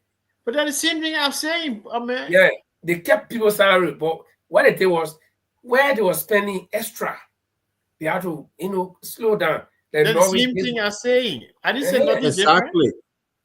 different. So I don't know. Disagree with me. I didn't say anything different. Yeah. I don't use the word austerity measure. And that's then it. The government, instead of creating jobs for the people, you creating stupid less job. How you call it? Job. How you call it? Licenses or certificate or waiting to foreigners to do sweeping jobs. And you got the fee. We just a bunch of unserious people. We got the resources in the world. What are we waiting for? If I were in this government or advisor to the president, I will get Popular Works tomorrow to start building a tour boat around Monrovia. Create something. Go in somebody's pocket. But now listen, I mean, if you plan it well, it will not go in anybody's pocket. How you do it? Everything planned in the country. Exactly. The people plan everything well. Poor are not cutting, or the poor plan everything well just for the money going there. They set up the road fund. The road fund was set up well. It goes there, they take money from there. What is not set up well? The European Union, the Swedish government, I speak for the Swedish government has done a lot of technological training for Liberians. So the revenue system, so it goes from the straight into the LRA account. Still corruption, still there. So we have to disabuse our minds. First of all, the people in Liberia disabuse their minds for that corruption. Me, myself, and I first. And if getting in, the other people be bigger than they want to look up to them as lords and gods. You can't run a country like that.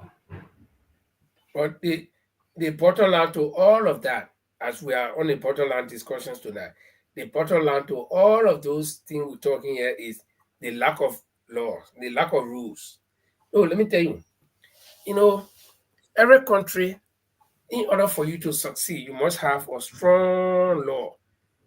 You and I in this country, they say you can't drink and drive. So even if you went to a party and that party started maybe 10 o'clock in the morning and you're supposed to be driving at 6 o'clock in the evening, you can take risk. Maybe you drink one glass of beer and say, okay, from 10 o'clock until when 6 o'clock, I know I'll be clearing. Oh, you'll be drinking plenty of water, you do, because you're afraid. When they catch you, that one glass of beer will cost you a lot. They say, do not speed. If they catch you, the past 3 years, I paid almost $1,000 just for traffic violation. At one point it was 700. The other one, the last time was 250. And now In the money. Germany, last time in Germany, they send me bill here. Yeah. Oh, Well, I okay. thought in Germany for tennis, I had to pay that almost 150 euros or so. And now that I got 5 points on my card. 3 more points. If I get 3 more points, it will be finishing the 2027. So the next 2 years, I'm very careful. It started saying, I think I shared with you guys on the show when I was coming with speech for the show here, and then I was booked. Okay. So this time when I'm driving, even if I see broken down police car, even if the policeman myself going in the same direction, or he coming opposite direction, the first thing, if they say that sister, I want sister, but the moment I see the policeman, my phone will go on the brake. See, because of the law. But in a country where there is no law, nobody can obey anything. If these people, we're talking, the president on his desk, he has got all the reports, some from local, the other one from NAFA, the other one from this, and lawmakers were being dished our money to go remove all the allegations. Who is he bearing any consequence? They will either say, okay, we suspend you. Suspension is just, so Linford. man, no. Linford. Yeah. The government came to power, they say rescue. Mm. This is the time. I mean, if they have nothing on the agenda, I think this is the time to make that radical move. What I mean by radical move, all of these things that we're talking about, the corruption, this is where you say, okay, the authority measure that Francis was talking about. This is the time that they go full blast on the way Liberia should be. This is the time. Why am I saying this? They get old cars in Liberia, right? Plenty old cars. Think on the place you are. Every year your car had to do motor tests. Create something that if this car not fit for purpose will not be on the road. Where you empower a lot of people into the motor industry. Road tax, that your vehicle have to be taxed. You find means to generate money and start depending on USA money, that you say money. These are the things I do when I talk about. Paul. Let me finish. Let me finish. No, you'll finish, but you'll finish. Okay, you have all the time to finish, Paul. I beg you. But you get listen to Francis. Francis told you that we have all the systems in place. Look at the road fund. The road fund, every gallon you buy, they get certain amount of money that go to government. The system is there. You're even proposing putting in a toll, we don't call it boom. Putting it, that money you put in there, whether you create some hole where you drive that money go in, one man get a key, that man go and collect all that money, you will not the government is thinking about that. They're even trying to build the weighing station for trucks now. Yeah. But at the same time, overloaded that money and carry it. Without anything happening to them. That's what we're saying. They're going to build tools. They're going to build tools to support the roads. Going from here, they're doing it. Francis, they're do it. Yeah. Where will the money go? And you see the leakage, the bucket that is there, it get plenty small hole on it. So when you put the water, the money. So that leakage now, this is what I'm saying. This is the time that you take that radical step to stop that leakage. This is it's there now. Hopefully, we just pray they can do it. This is the time.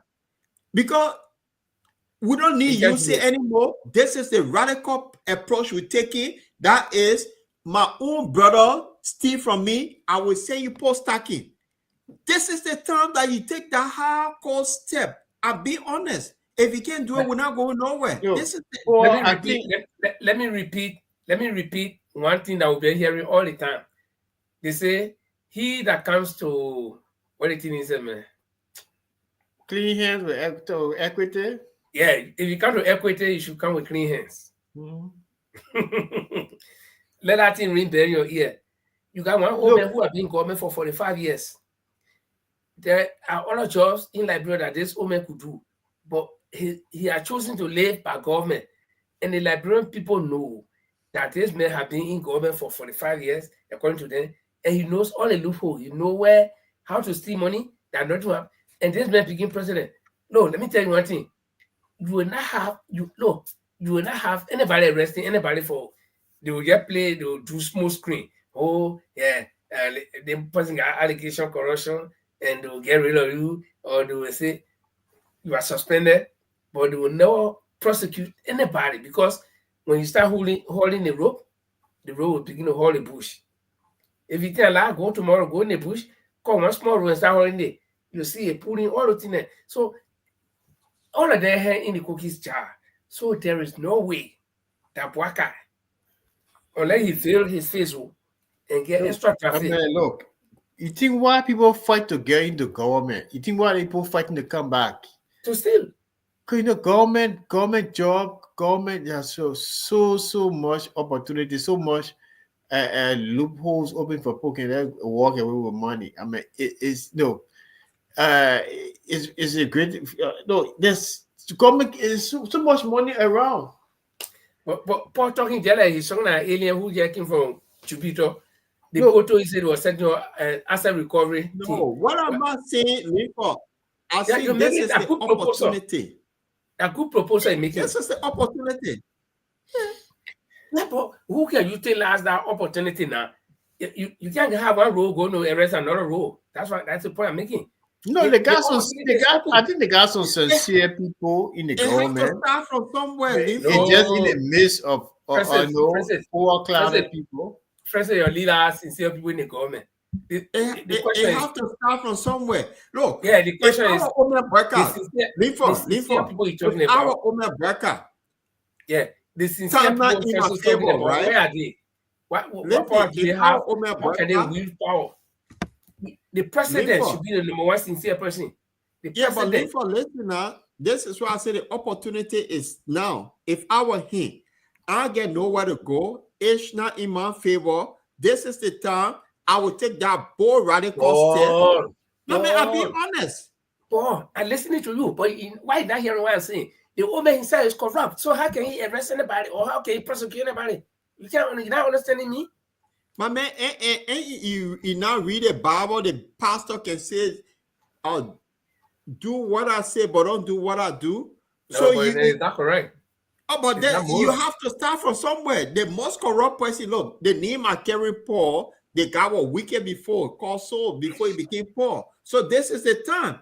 I'm telling you, this old man, wait, this old man, from his childhood time, he had lived on government through all. So this old man knows he cannot prosecute anybody. In fact, Paul take down this senior man, so you can be. No, I mean, here's the man. The man gonna be there. The man is a professional man. Gonna be there himself. He can get services to Liberia. And then why did he get in return? He got paid for his service. Yeah, but he got corrupt. He was corrupt, and that's why. I mean, it's alleged. Do you have any facts to say? Okay, tomorrow let him start prosecuting people now. At least we got a lot of cases. No. I mean, prosecuting people and he being corrupt are two different things. The Omer is corrupt.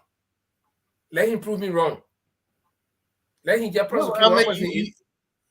You must before you allegedly. I mean, you can't. I say the man corrupt. Let him prove me wrong. Oh, the internet.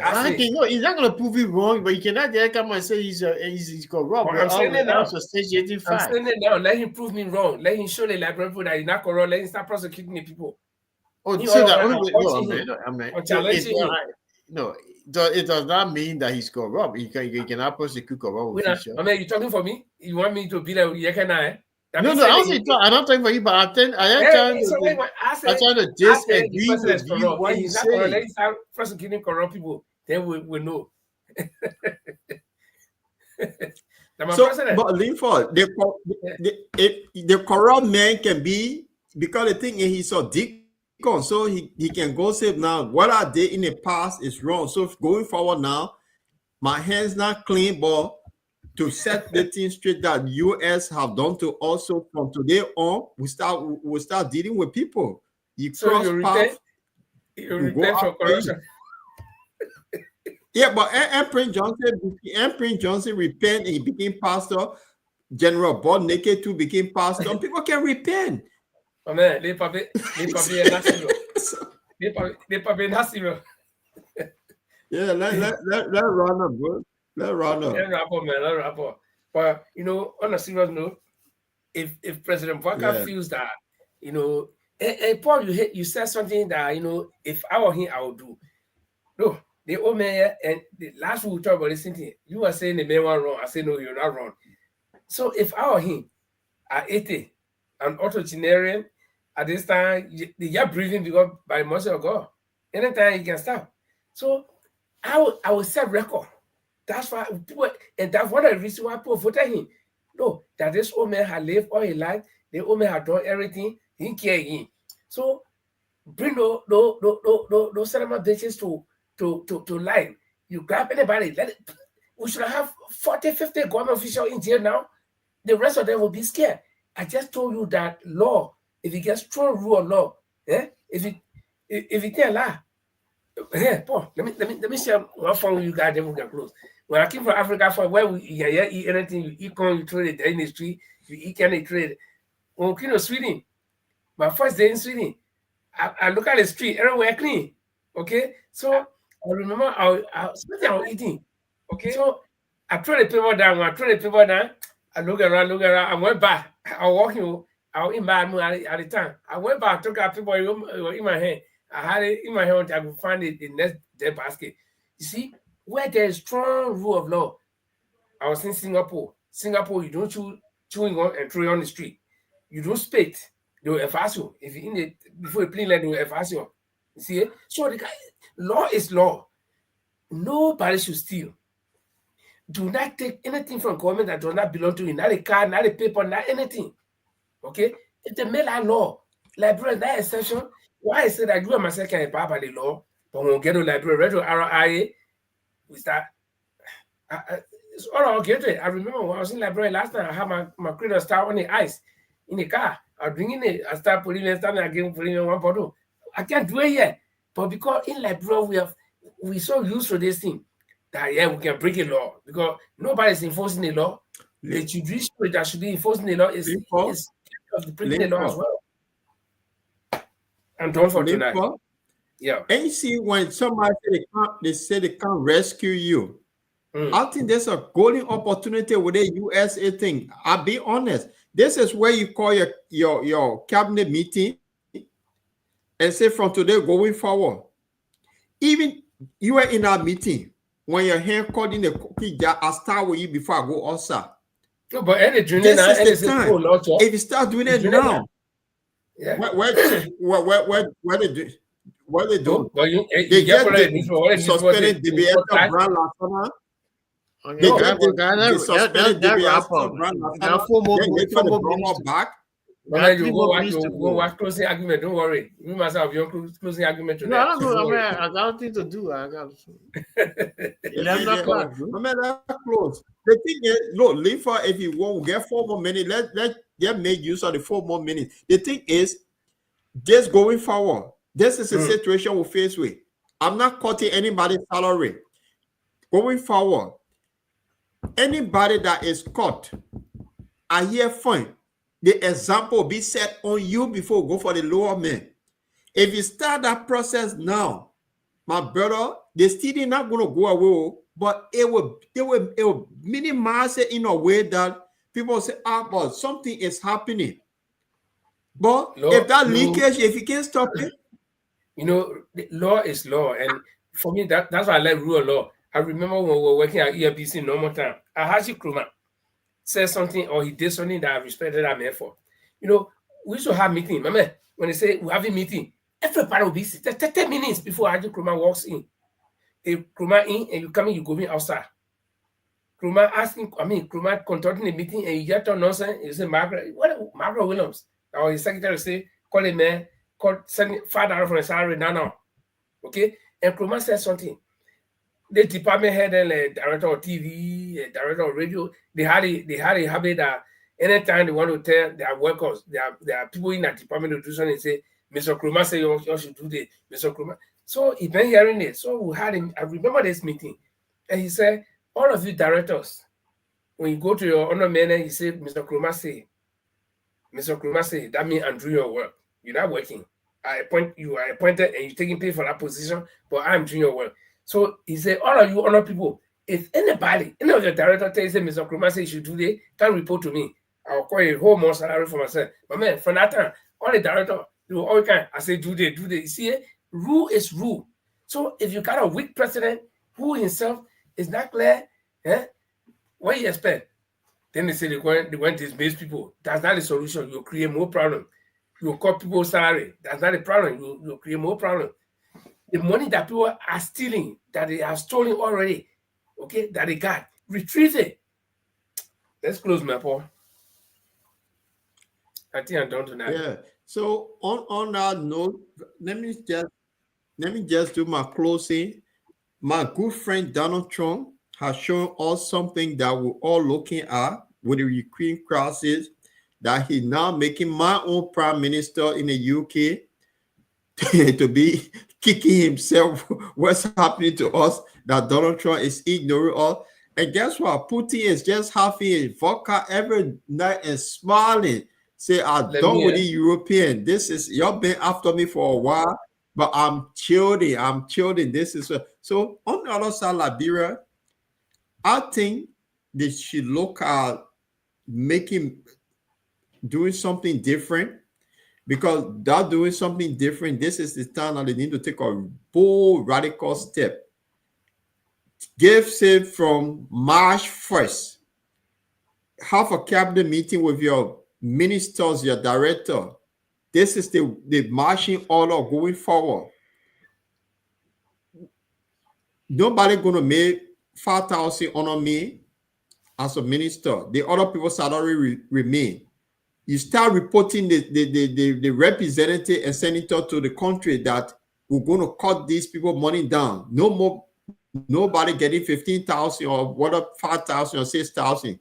They're going to go this way. And then marching order going forward. If any of my director or minister or deputy hand cut in the cookie jar, I will be delighted to send you. We'll build a new better yada where you go spend some time, and then they will deter other people from doing what you have done. If they start now, I think it will be a good thing for the country. I think. But if they can't do it, we're going nowhere. It will just be the same old soccer game that we've been playing all along. Who's going to win this time? Maybe IE won last time. Barrow coming win again. Maybe St. Joseph Warrior coming back. So I don't know. But they have to start something soon. This is how I see it. If not, Liberia is doomed. We're going nowhere until the next whatever years that come. Maybe it will not be our time. So, guys, I think it was a good show tonight. It's good having you all here, and to our followers, Francis and Linford. I have nothing much to say. That was a good show. I know.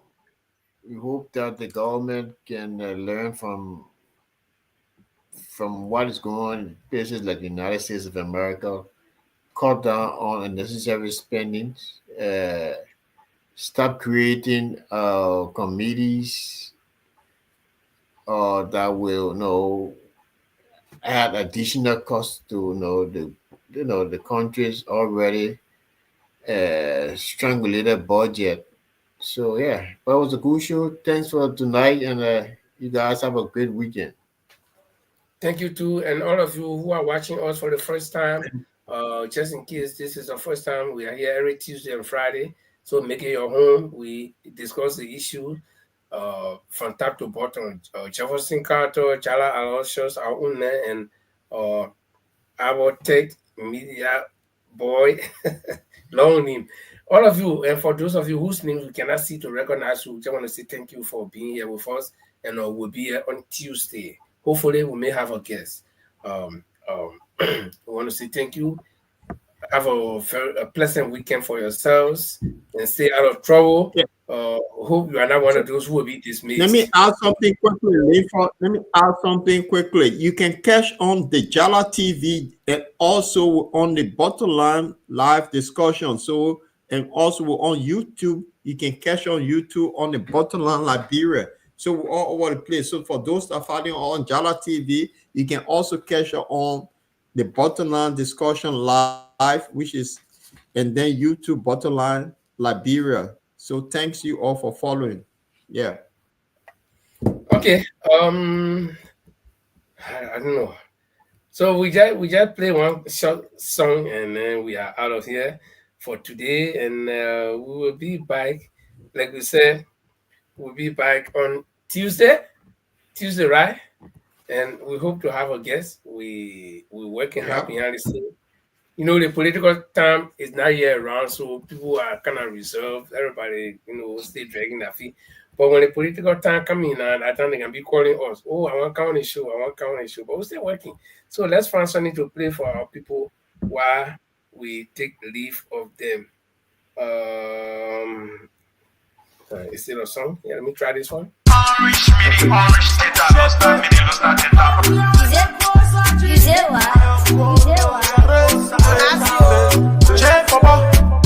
I go to my uncle place.